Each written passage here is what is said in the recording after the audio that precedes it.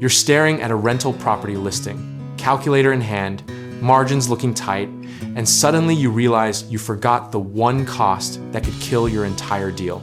Property management fees aren't just another line item. They're the difference between passive income and a part-time job you're paying to keep. Here's the brutal truth.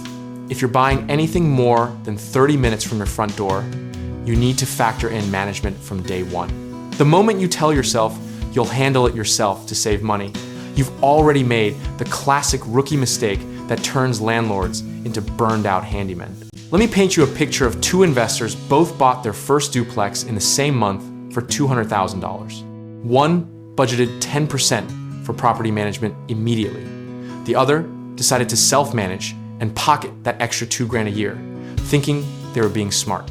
Fast forward 18 months. The self-manager has fielded 43 tenant calls, driven across town for 3 a.m. plumbing emergencies, and spent their weekends showing units. The other investor? They're analyzing their third property while sipping coffee because they built the cost into their model and never looked back. The psychology here is fascinating. We all want to believe we're the exception, that we'll be the disciplined investor who can juggle it all. Then reality hits. A tenant stops paying, an AC unit dies in July, and you're Googling eviction laws at midnight while your actual job suffers. Property management typically runs 8 to 12% of monthly rent, plus leasing fees that can hit 50 to 100% of 1 month's rent when you place a tenant. If your deal only works without these costs, you don't have a deal, you have a second job with terrible pay and unpredictable hours. The math is simple but sobering. On a property renting for $1,500 monthly, you're looking at $120 to $180 gone each month, plus potentially another $1,500 when you need to fill a vacancy. That's over $3,000 annually. That evaporates from your projections if you're playing make-believe with your spreadsheet. Here's where investors get tripped up. They calculate the purchase price, mortgage, taxes, insurance, maybe some maintenance, and call it done. They see that slim margin and think eliminating management fees will make it work, not realizing they're eliminating their freedom instead. The cycle is predictable. Buy property, self-manage with enthusiasm, get overwhelmed within months, burn out within a year, sell at the worst possible time.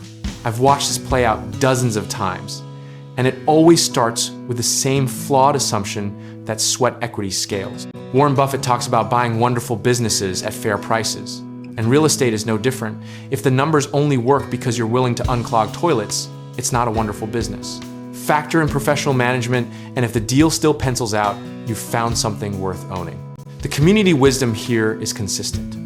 Experienced investors with 5+ doors almost universally use management, even on local properties.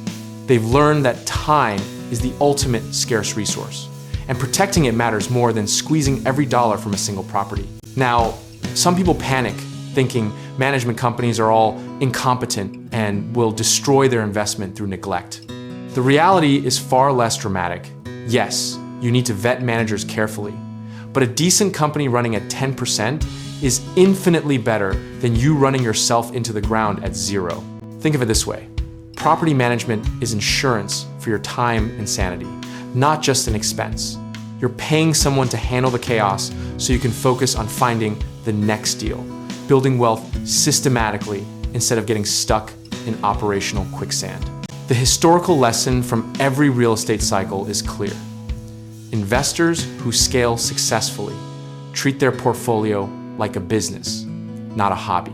Businesses have operating costs, including competent management, and trying to bootstrap your way around this reality is how you stay stuck at 1 or 2 properties forever. So when should you factor it in? Always, immediately, before you even make an offer. Run your numbers with management included, and if the cash flow disappears, walk away or negotiate harder. Don't fool yourself into thinking you'll beat the odds. The practical strategy is refreshingly simple. Take projected rent, subtract management fees first, then calculate everything else. If you still hit your minimum cash flow target of $200 to $300 monthly per door, you might have a winner. Here's the uncomfortable truth I learned after buying my second property and nearly losing my mind. The investors making real money aren't grinding harder. They're building systems that work without them. Property management isn't a luxury for later, it's infrastructure for now. The discipline required isn't in doing everything yourself, it's in building deals that survive professional management costs and still deliver returns. That's the difference between someone who owns real estate and someone who's owned by it. At the end of the day, real estate wealth compounds through acquisition and holding, not through saving a few thousand annually while sacrificing your ability to grow. Factor in management, protect your time, and you'll actually build something worth having instead of a glorified second job.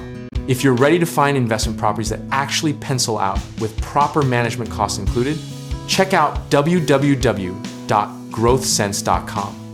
It's a straightforward directory where investors can find and list investment properties.